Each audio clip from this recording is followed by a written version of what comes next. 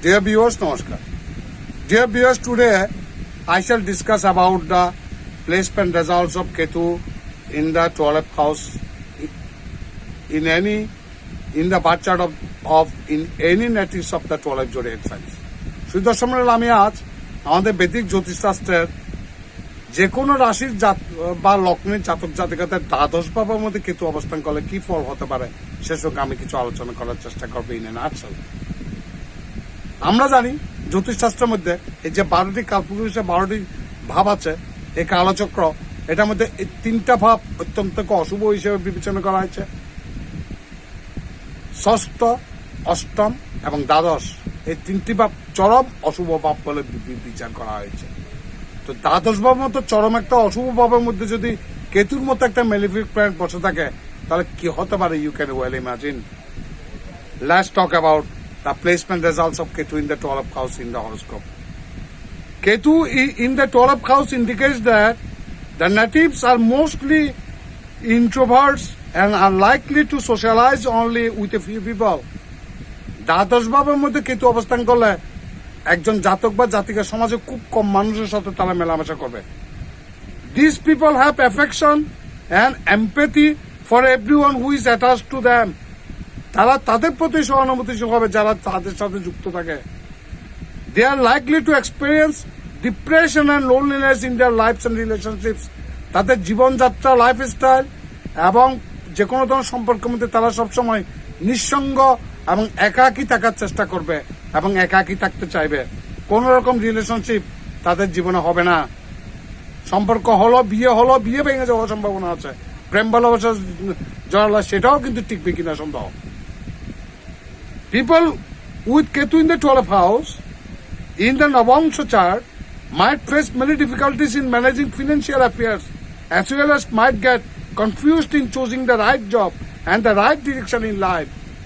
দ্বাদশ ভাবের মধ্যে কোন জাতক জাতিকার জন্মছকে দ্বাদশ ভাবে কেতু অবস্থান করলে সেই জাতক জাতিকা জীবনের মধ্যে কোন পথে গেলে, কোন পেশা বেছে নিলে জীবনে সফলতা লাভ করবে, সেই পেশায় সে বেছে নিতে পারে না, ব্যর্থ হয়, যার কারণে তার লাইফ পুরো জীবনটা এলোমেলো হয়ে যায়। Often they might not get that motivation in their career, but they might return with more energy to elevate themselves. তারা কর্মক্ষেত্রে প্রচুর পরিশ্রম দিলেও কিন্তু শ্রমের মূল্য তারা পাবে না, উল্টো বদনামই হবে। With more energy to elevate themselves, spirituality and have unwavering faith in God. আধ্যাত্মিকতা এবং ঈশ্বরের প্রতি বিশ্বাস কিন্তু তাদের জাগ্রত থাকবে। Ketu in the 12th house of the Vedic astrology is known as the house of unconsciousness. আমরা দ্বাদশ ভাবকে আমরা ব্যয়, জেল জুলুম, হসপিটালাইজেশন ইত্যাদি চরম অশুভ বিষয়গুলো বিচার করি। তো দ্বাদশ ভাবের জ্যোতিষশাস্ত্রের মধ্যে দ্বাদশ ভাবকে আমরা বিচার করে আনকনসাসনেস মানে অসচেতনতা। এই জীবনের যত সমস্যা সবগুলো তো আনকনসাসনেস থেকে হয়। আমি কি করছি, আমি what ever I am doing, আমি যা করছি weather it is true or not, এটা সত্যি কিনা না, এটা আমি নিশ্চিত যখন হতে পারছি না তখনই তো আমি ভুল পথে পরিচালিত হব। এই জগৎ সংসারে যত ভুল কাজ, যত অন্যায় কাজ সবকিছু হয় এই আনকনসাস মাইন্ড থেকে। It signifies dreams as well as the hidden emotions of a person. কোন জাতক জাতিকা দ্বাদশ ভাবের মধ্যে কোন কেতু অবস্থান করলে সে জাতক জাতিকাদের আবেগ অনুভূতি সেগুলো লুকায়িত অবস্থায় থাকবে। কোন মানুষ চট করে তাদের ভিতরে তাদের মনোভাব ধরতে কষ্ট হবে, অনেক কষ্ট পেতে হবে। একজন ব্যক্তি বাইরের থেকে আমরা যেটা আঁচ করতে পারি তাদেরকে আঁচ করাটা অত্যন্ত বেশি কঠিন। The position might also be called as the house of মোক্ষ। দ্বাদশ ভাবকে আমরা আবার মোক্ষের ঘর বলি। দ্বাদশ ভাবে কেতু অবস্থান করলে এটা কিন্তু আবার একটা স্পিরিচুয়ালিটির দিক দিয়ে, অধ্যিকতার দিক দিয়ে কিন্তু অত্যন্ত শুভ দিক। আপনাকে সত্যি যদি আপনি ঈশ্বর আধ্যাত্মিকতা চর্চা করেন, ঈশ্বরের প্রতি if you surrender unto the supreme being or God, ভগবানের কাছে আপনার আত্মসমর্পণ করলে ইহ জীবনে আপনার ঈশ্বর দর্শন পাওয়াটা অস্বাভাবিক কিছু নয়, আপনার মোক্ষ প্রাপ্তি ঘটবে। তবে সেটা নির্ভর করছে আপনার কতটুকু ডিভোশন আছে ভগবানের প্রতি, হাউ ডেডিকেটেড ইউ আর, আপনি ভগবানের প্রতি কতটুকু ডেডিকেটেড, কতটুকু ডিভোশন আছে সেটার উপরে। তবে দ্বাদশ ভাবে কেতু হলো মোক্ষ প্রদানের ঘর। তো দ্বাদশ ভাবে কেতুর মতো একটা স্পিরিচুয়াল প্ল্যানেট থাকলে আপনার মোক্ষ লাভ করার অস্বাভাবিক কিছু নয়। জন্মে এই জন্মে আপনি ঈশ্বর দর্শন পাবেন, ঈশ্বর আনুকূল্য আপনি পাবেন।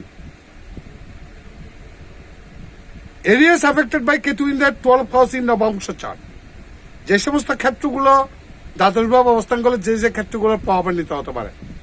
Life when Ketu in the 12th house tells us that native is more likely to experience sadness and depression early in life.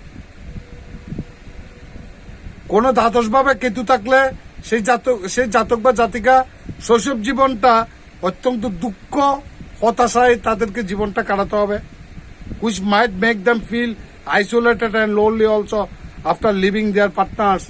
তাদের প্রেম ভালোবাসা সবাইকে ছেড়ে সেই একাকিত্ব জীবন যাপন করবে। আমি আগেই বলছি, as I have said earlier, Rahu is the planet of conjunction, Rahu মানুষের সাথে কানেক্ট করে, আর Ketu is the planet of separation. Ketu হলো সবকিছু থেকে বিচ্ছিন্নতার কারক গ্রহ। কেতু হলো truly divine spiritual planet. Ketu রিলেশনশিপে তার দ্বারা না, কেতু ঈশ্বরের পথে, চরম সত্যের পথে আপনাকে পরিচালিত করবে। এ পার্থিব মায়াময়ের পেছনে কেতু আপনাকে দাবিত করবে না। কেতু আপনাকে সঠিক সত্য ঈশ্বরের পথে আপনাকে নিয়ে আসবে। কাজেই কোন ধরনের সম্পর্কে আপনাদের স্থায়িত্ব থাকবে না। It is also seen that these people are not emotionally attached to their partners before or after marriage. তাদের বিয়ে হলো, তাদের পার্টনারের সাথে তাদের তেমন বনিবনা হয় না। তারা তাদের অন্তর্জগতে, মনোজগতে তারা বিচরণ করে। সংসার এদের জন্য আসা নাই। তবে আমি মনে করি, সাজেস্ট করব, কোন দ্বাদশ ভাবে যদি কেতু যদি থাকে, সেসব জাতিকা সংসারে না গিয়ে, বিয়ে শাদী না করে, ঈশ্বরের পথে, ঈশ্বরের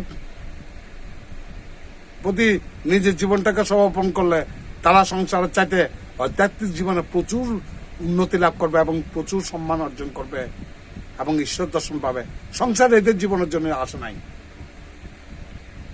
ম্যারেজ কোয়েন Ketu in the 12th house, দ্বাদশ ভাবে কেতু থাকলে বিবাহিত জীবন কেমন হতে পারে।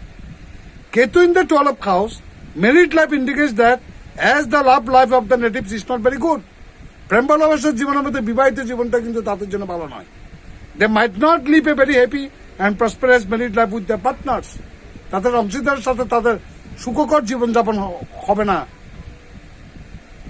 সাংসারিক সুখ বলতে কি জিনিস সেটা ওরা পাবে না।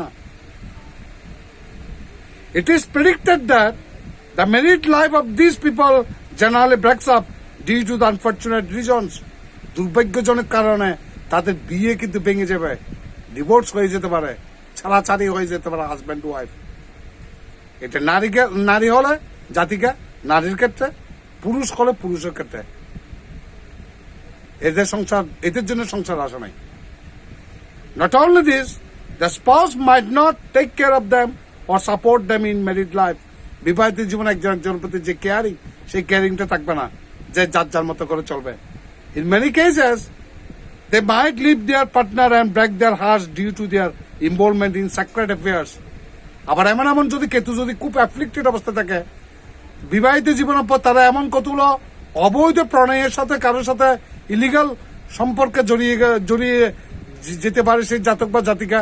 এটির কারণে এই অবৈধ কুকর্মের জন্য তাদের বিয়ে, তাদের সংসার ভেঙে তছনছ হয়ে যাওয়ার সম্ভাবনা অতি প্রবল। Career when Ketu is in the 12th house, দ্বাদশ ভাবে কেতু থাকলে কর্মক্ষেত্র কেমন হতে পারে। Career astrology for Ketu in the 12th house natives might support them only if they opt for their profession as a priest or a scholar. আমি আগেই বলেছি, সংসার আপনাদের জন্য আসে নাই। আপনার প্রিস্ট অর স্কলার, আপনার কোন আধ্যাত্মিক সাধক বা পুরোহিত্য বা ধর্মীয় যাজক হিসাবে যদি নিজেকে এস্টাবলিশ করেন, আপনার জীবনের সংসারের মধ্যে আপনার প্রচুর সম্মান অর্জন করবেন। জগৎ সংসার আপনার চরণে পড়ে থাকবে, পাইয়ে পড়ে থাকবে। আপনাকে কারো পেছনে পাইয়ে পড়ে থাকতে হবে না। কিন্তু যদি দ্বাদশ ভাবে কেতু থাকে, যদি আপনারা সংসারে যান, তাহলে সংসার আপনাদের জন্য আসবে না। সংসার আপনাদের জন্য নয়, না হবে সংসার, না হবে আধ্যাত্মিক চর্চা।